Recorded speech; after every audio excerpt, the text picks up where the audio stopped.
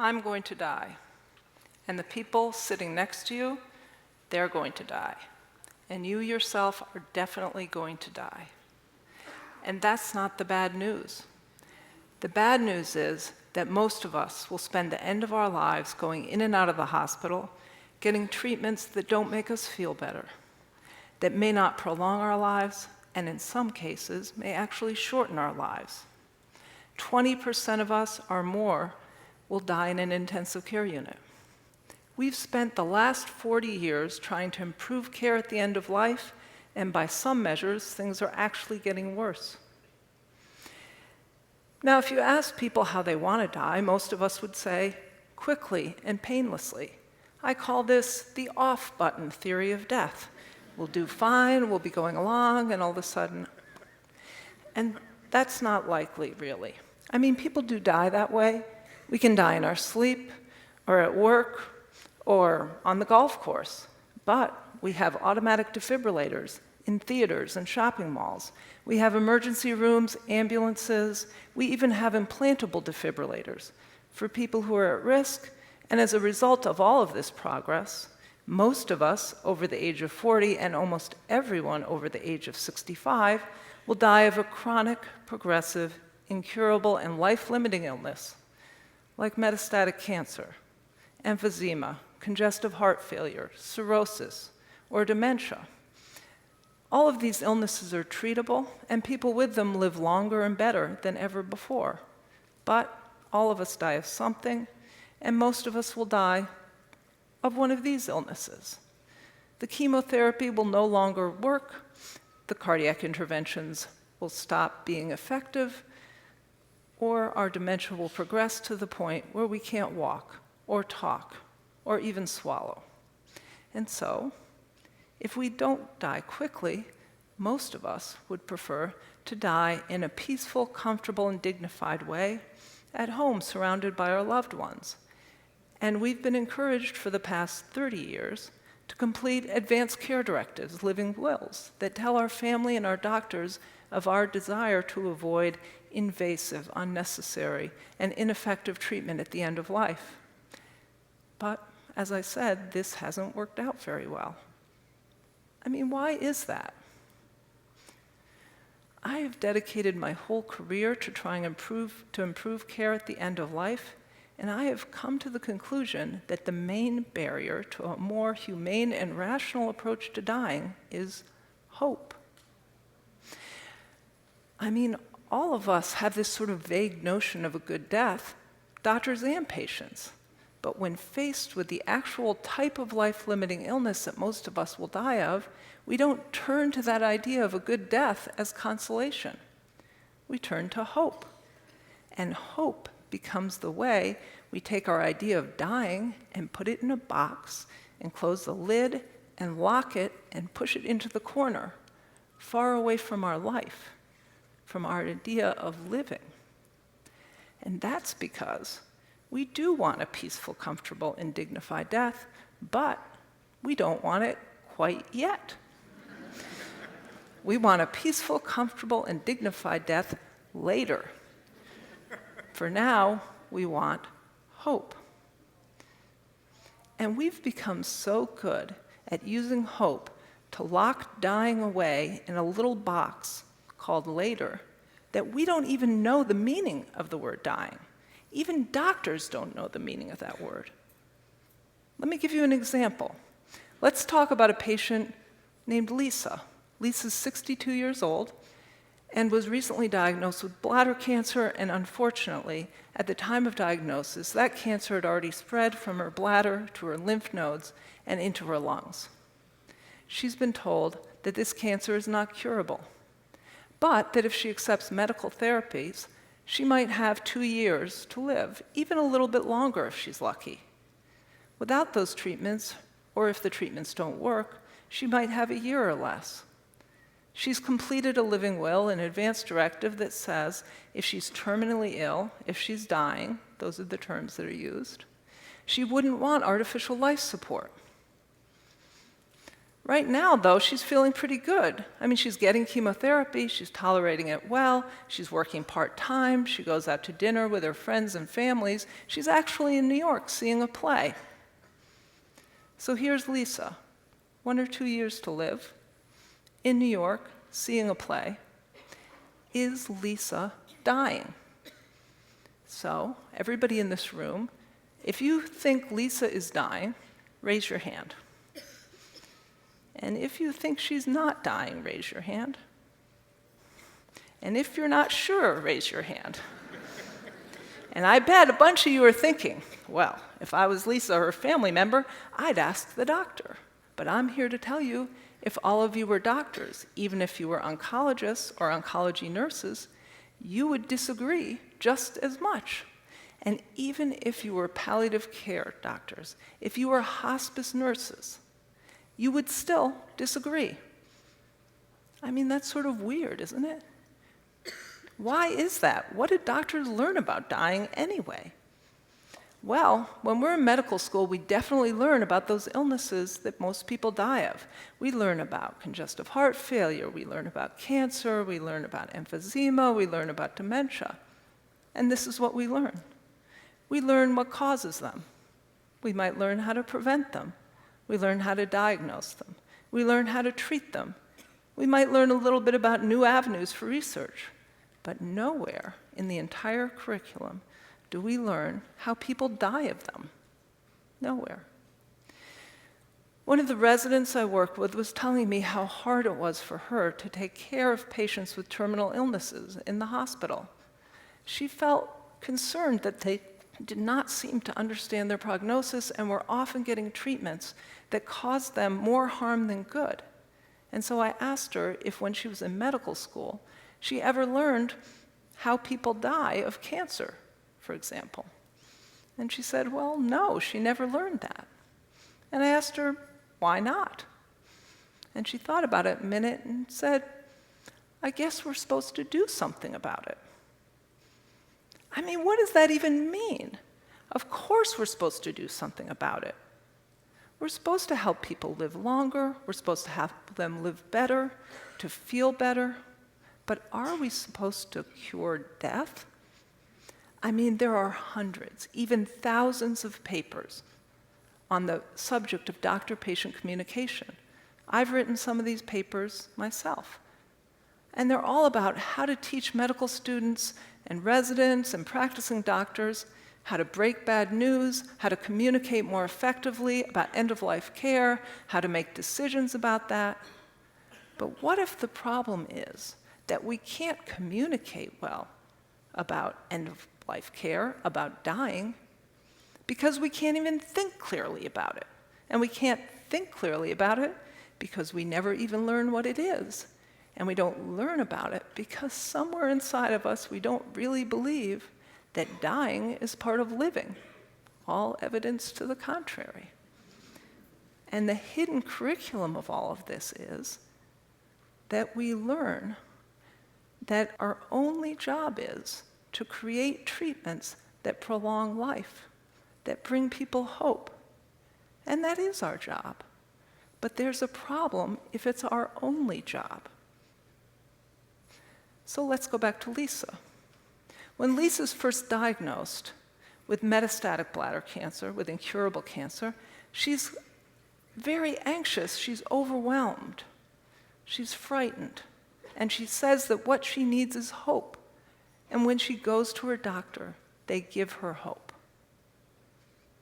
She now has hope in the medical treatments they offer. She has hope that there might be new research that would help her fight her disease even better.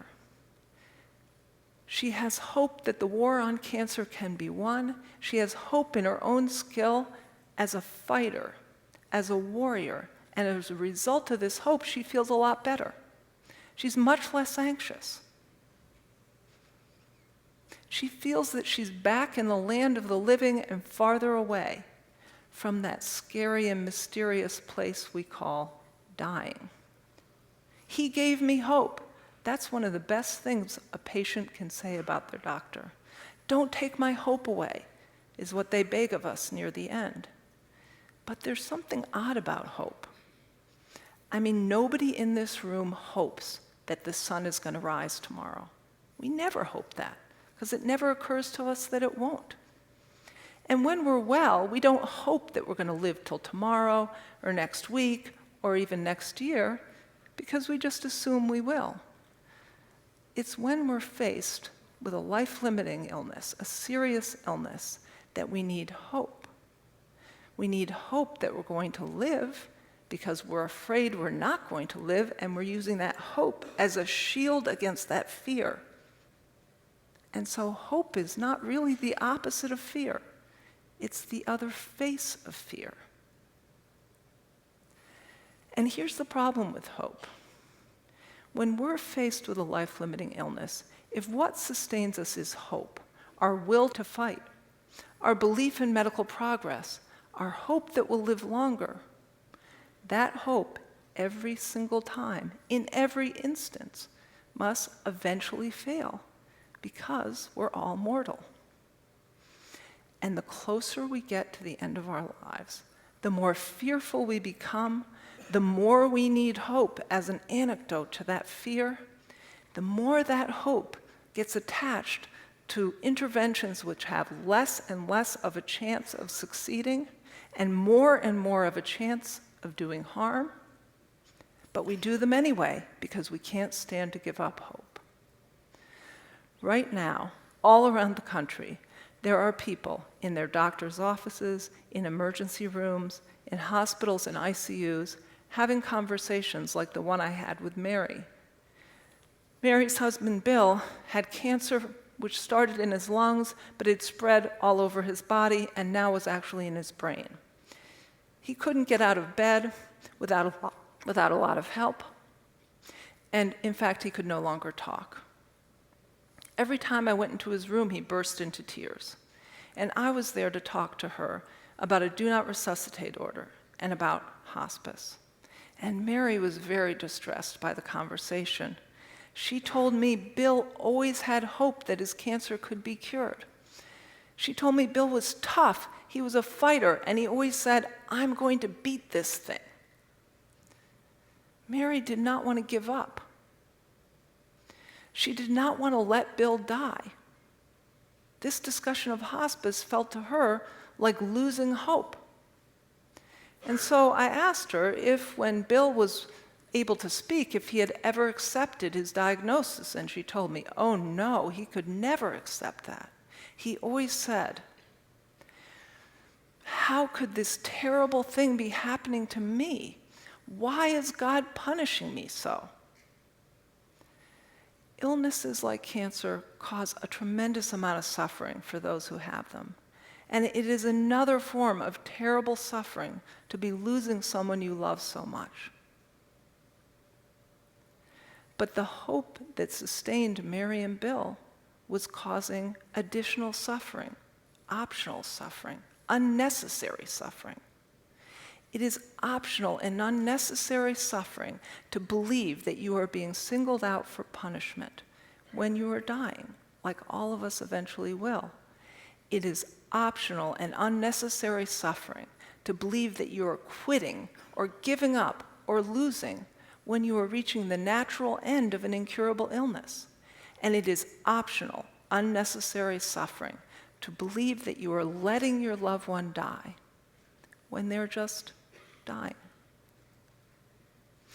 Death is not a battle we have lost. Death is not a failure of will. Death is not something we let happen.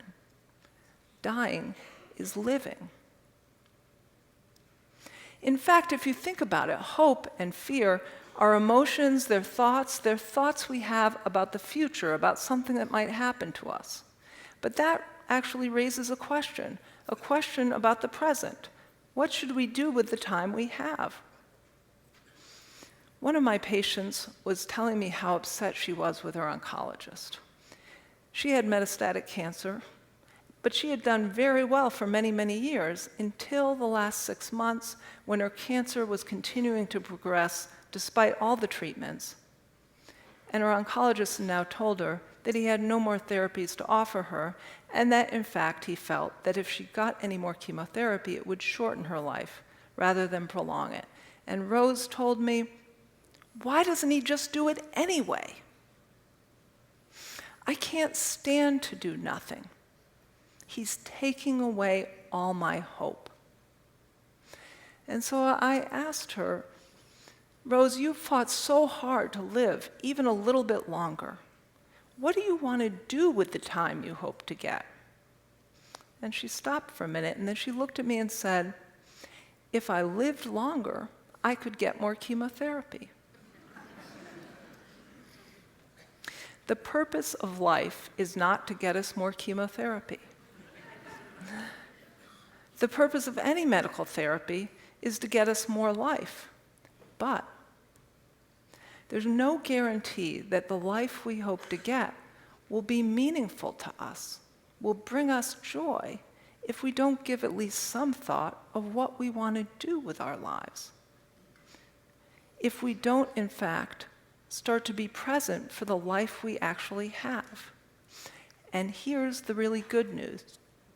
The good news is that that thing we're fighting so hard for, the object of all our hope, is something we actually have right now, all around us, our life. I mean, that new therapy that might buy us a little bit more time, 2 weeks, 2 months, 2 years, if it's successful, will get us what we already have.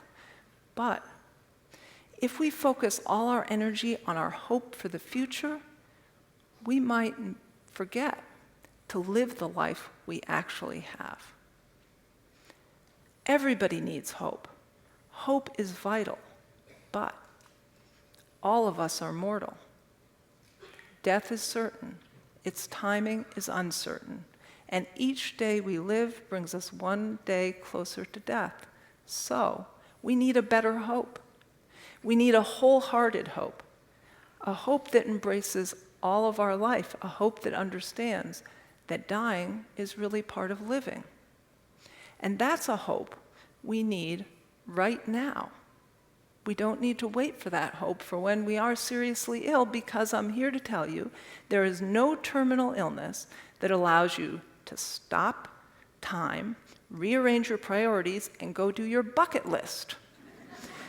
What you're doing right now, this is your bucket list. I hope you're enjoying it.